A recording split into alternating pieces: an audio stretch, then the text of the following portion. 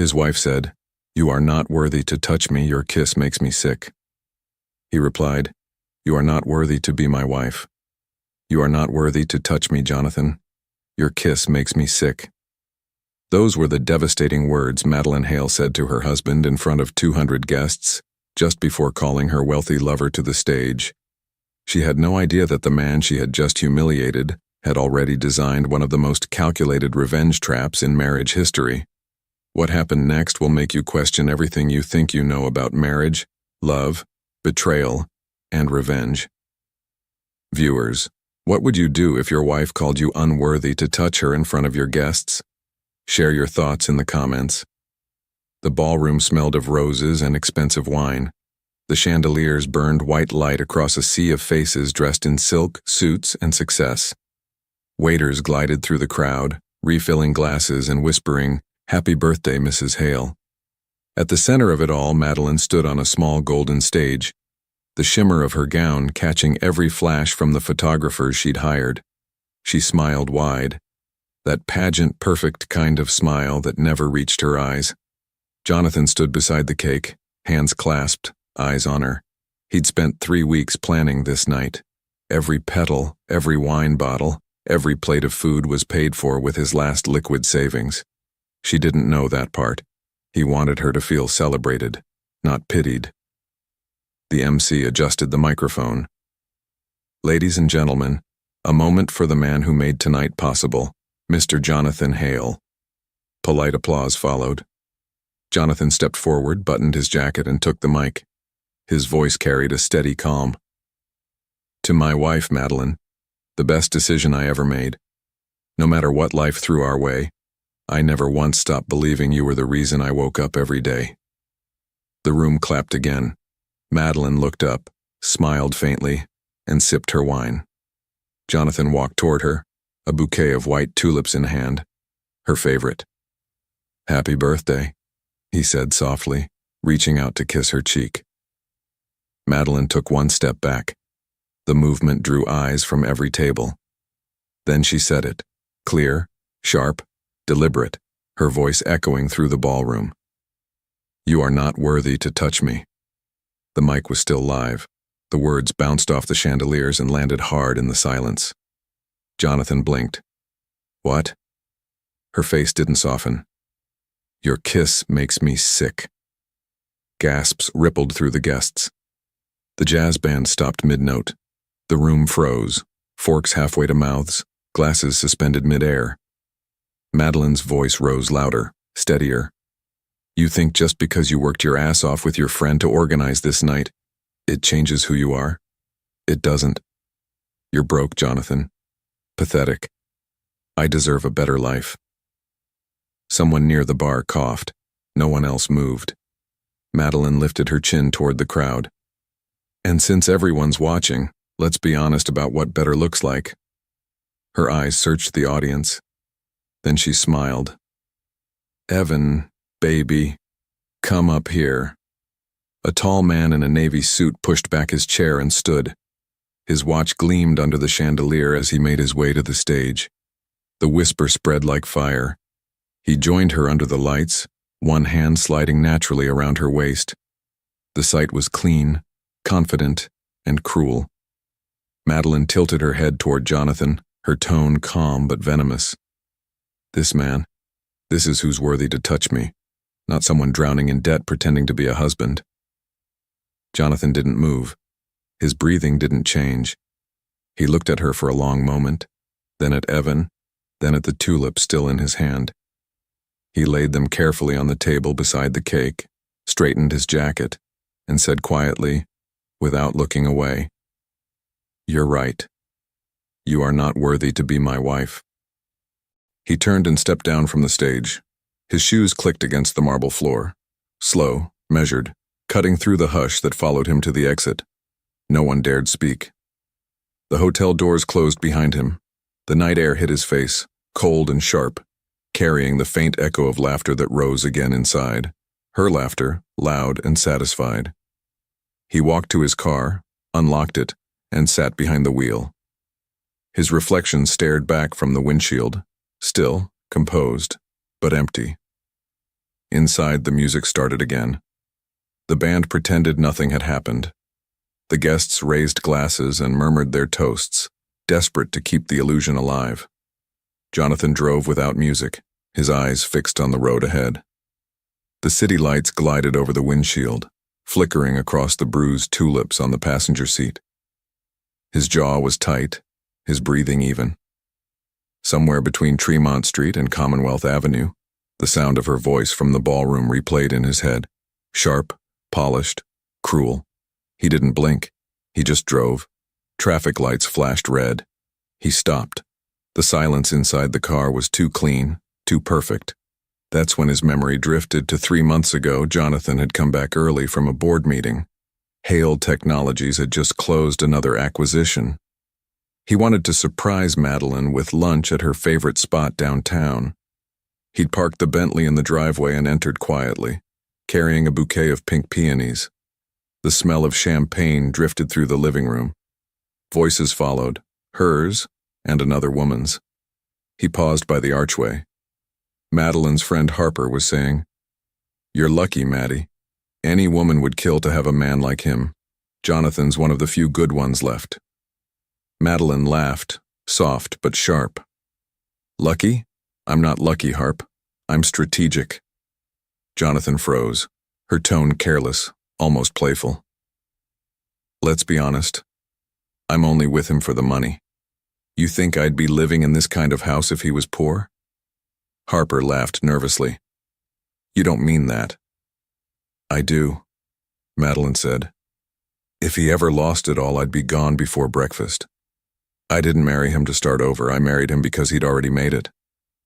The glass clinked against porcelain. The sound cut through the room like a pin through glass. Jonathan stepped back quietly, setting the flowers on the console table. He didn't breathe until he was outside again. 2 days later, he met Derek at a quiet bar in Back Bay. His best friend poured whiskey into 2 short glasses and waited. Jonathan said it plain, "I overheard her." Derek listened without interruption. When Jonathan finished, he set his glass down and said, "Then you know what to do." Jonathan leaned back. "You're saying I test her?" Derek nodded. "Make it look real. Let her believe you've lost everything. I mean, you need to find out if she truly loves you or your balance sheets." Jonathan's tone stayed calm. "And if she fails?" Derek didn't look away. "Then she'll be free. And so will you." They began that same week. Quiet meetings behind closed doors, wire transfers that left no trace.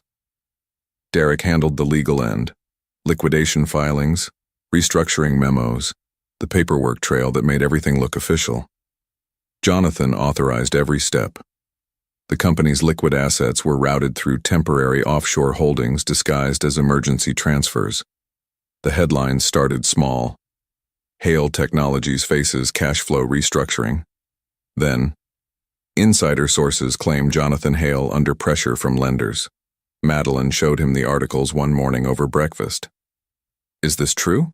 she asked. Jonathan looked at her, expression unreadable. "It's bad," he said. "We may have to sell." Within days, the villa went under auction. The luxury cars followed. The art on the walls, every canvas, every sculpture, was sold to anonymous bidders. What Madeline didn't know was that every bidder was one of Jonathan's own shell firms, buying everything back in silence. The liquidation was flawless. Even his own board believed it. Every bank account she could see looked empty. When they finally moved to the Oak Ridge house, a smaller 2-bedroom with peeling paint, Jonathan told her the place belonged to Derek, a friend doing them a favor until he recovered. She nodded, kissed him softly, and said she didn't care about money. That night she made dinner and spoke about new beginnings, her voice sweet, her hands steady. For months, she played the part so perfectly that Jonathan almost believed it again. She woke up early, ironed his shirts, kissed him before he left for work at the construction site he'd chosen just to make the story believable. She smiled through it all, the picture of loyalty. Sometimes she'd sit beside him at night, scrolling through photos of their old life, whispering, "We'll get it back." He'd watch her face when she said it, searching for sincerity, finding only calculation hiding behind charm. Still, he told Derek, "I'll end it after her birthday. She stayed. Maybe I was wrong." Derek didn't answer. He just looked at him and said, "Make sure you're not testing yourself." A horn blared behind him. The light had turned green. Jonathan blinked once, shifted into gear, and continued driving. The city faded behind him, replaced by the quiet of the suburbs. The small house appeared ahead, dark, motionless, waiting. He parked in the driveway, turned off the engine, and sat for a while. The tulips were still on the seat beside him, petals bruised but intact. The test had started in silence. It had ended in public. He opened the car door, stepped into the night, and whispered under his breath, 3 months. That's all it took to see who you really were. He walked inside, loosened his tie, and reached for his phone. His thumb hovered over Derek's name for a second, then pressed call. The call ended, and Jonathan stayed there for a moment, phone still in his hand. The house was silent. No clock ticking, no hum from the fridge. Nothing but the faint hiss of his own breath. He loosened the last button on his shirt, poured a drink, and later went to bed. The next morning, he brew his coffee and drees up. Derek was waiting outside the glass tower downtown, a coffee steaming in his hand. "Let's finish it," Jonathan said.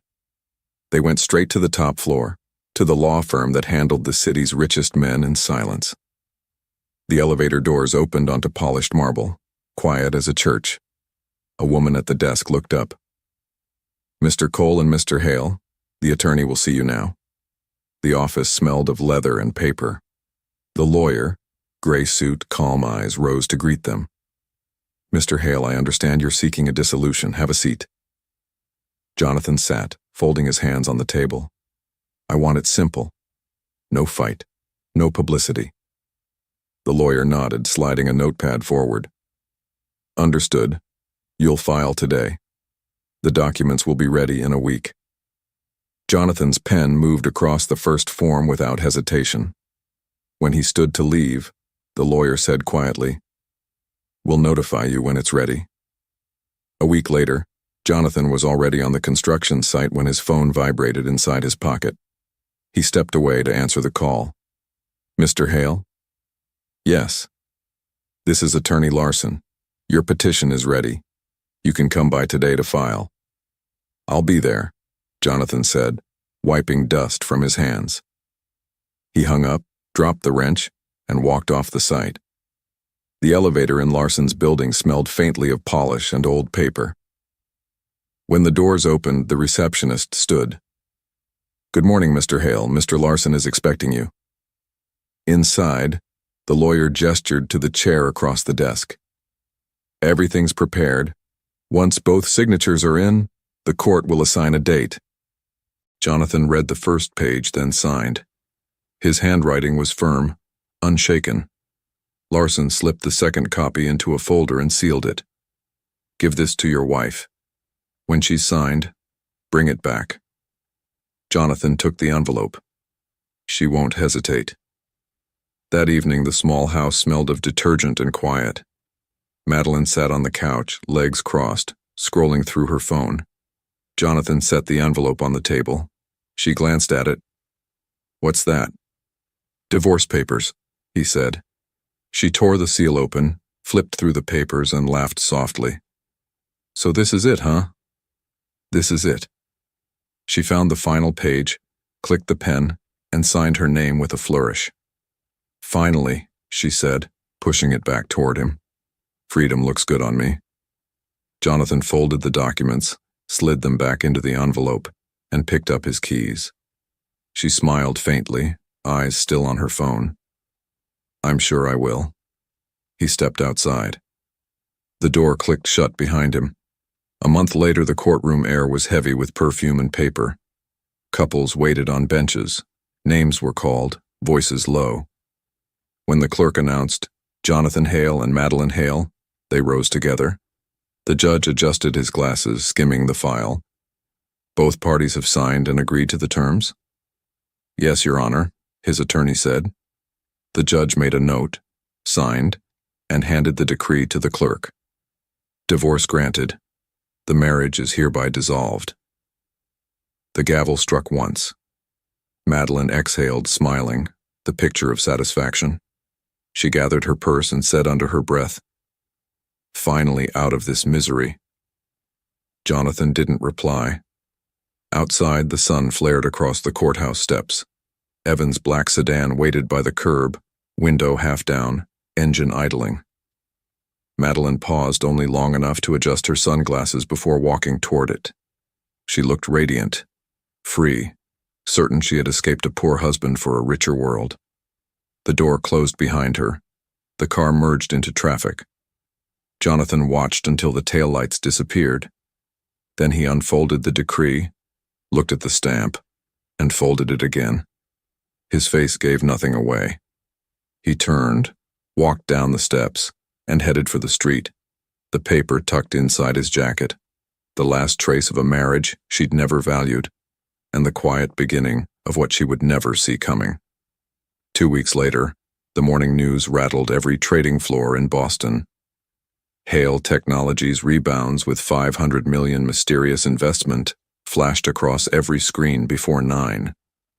Analysts called it a miracle. Share prices doubled before lunch. No one knew that the investor signing those papers behind a wall of shell companies was Jonathan Hale himself. He read the headline in silence, coffee cooling beside him, then folded the paper once and whispered, "Now, we begin."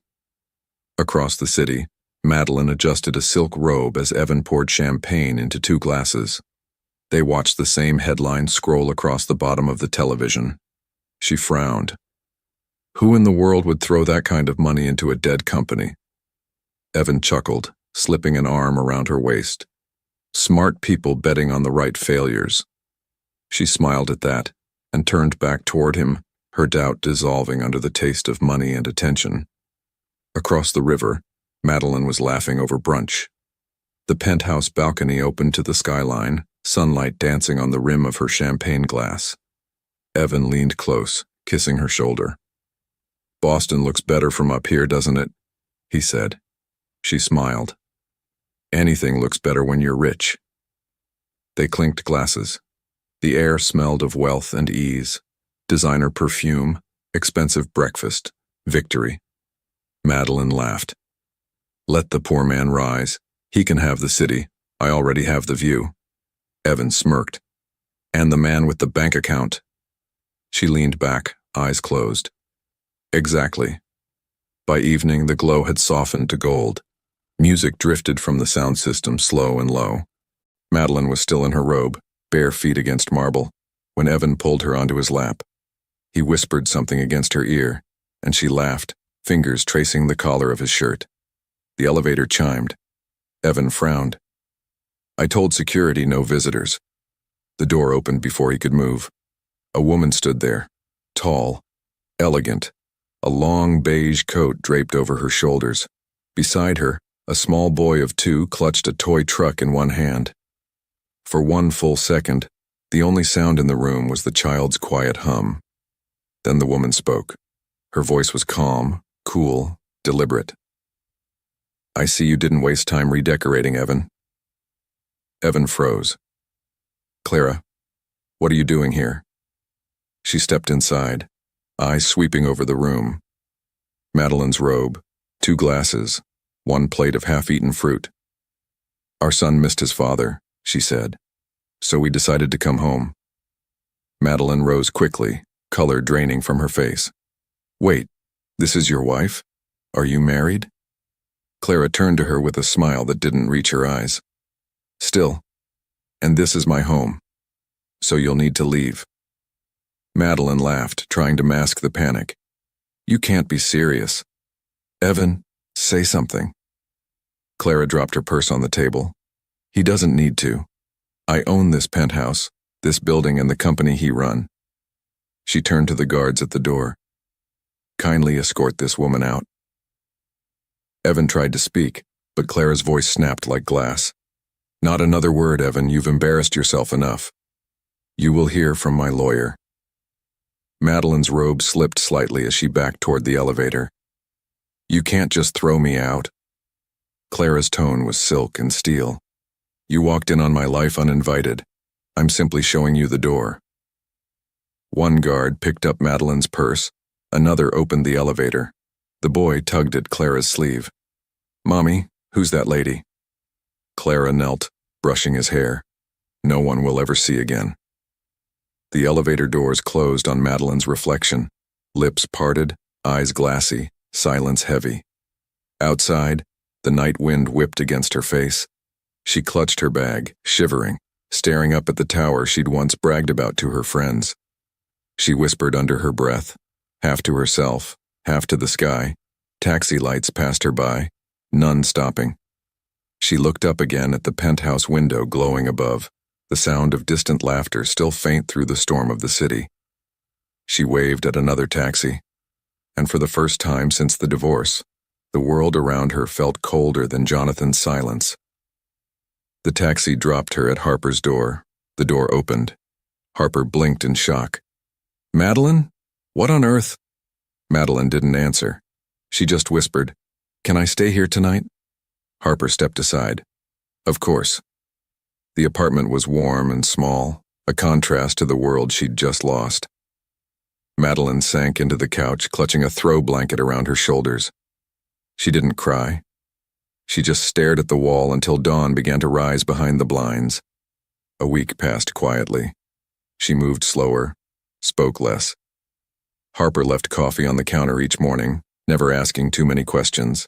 By Friday, the money was gone. Harper gently cleared her throat over dinner. Maybe you should find something for now, he said. Madeline nodded. I will.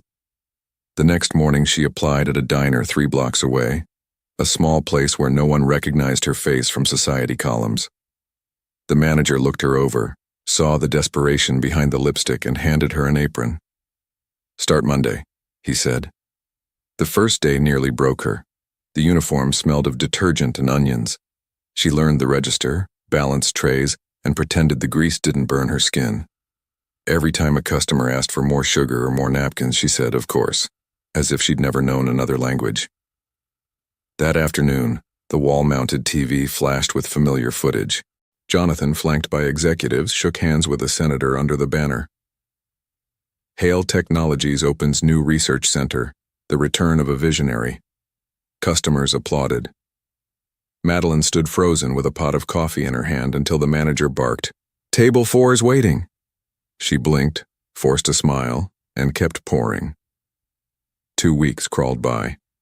Each morning she wiped tables to the sound of his voice on the radio.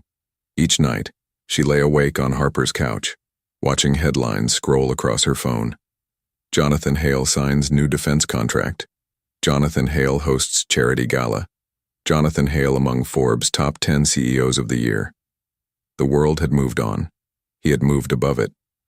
On the 15th morning, she stared at herself in the diner's restroom mirror. Her reflection looked like someone else. Hair dull, lips cracked, eyes rimmed red. She took a deep breath. I can't live like this, she whispered. By noon, she was standing in front of Hale Technologies. The building towered above her, its glass catching sunlight like a mirror that refused to break. Inside, the receptionist looked up. Do you have an appointment? Madeline gripped her purse. Tell Mr. Hale, his ex-wife is here. The elevator doors opened on the top floor. Jonathan stood by the window, his suit dark against the skyline. He didn't turn when she entered. Her heels clicked softly on the marble. Jonathan, she said, her voice barely a whisper. Please, I just need a moment. He faced her then, calm, composed, eyes unreadable. You have one. I lost everything, she said, words tumbling out. Evan threw me out. His wife. She humiliated me. I'm living on a couch, please. I just want another chance. Her words tumbled. He leaned back, silent. I don't care about money anymore, she said quickly. I just want you. You're all I ever... He cut her off softly. Don't rewrite history, Madeline. You wanted a lifestyle. You have it, just not mine. Tears blurred her mascara. Please. I'll do anything. I can change. Jonathan rose, slow and deliberate, every movement precise. He came around the desk, stopped in front of her, close enough for her to smell the faint trace of cedar from his suit. You said my touch made you sick. His voice dropped lower. Let's keep you healthy. Her knees wobbled. Jonathan, please don't do this in front of them. He pressed the intercom. Security. 2 guards stepped in, waiting. Madeline's voice broke. I'm begging you. Jonathan's expression didn't flicker. Begging suits you. Keep practicing. The guards lifted her gently by the arms. Her sobs echoed down the hallway as the doors shut. Jonathan stood by the window again, the skyline glittering beneath him. Viewers, do you think Madeline deserves a second chance with Jonathan? Drop your thoughts in the comments and don't forget to like and subscribe for more interesting and true-to-life stories.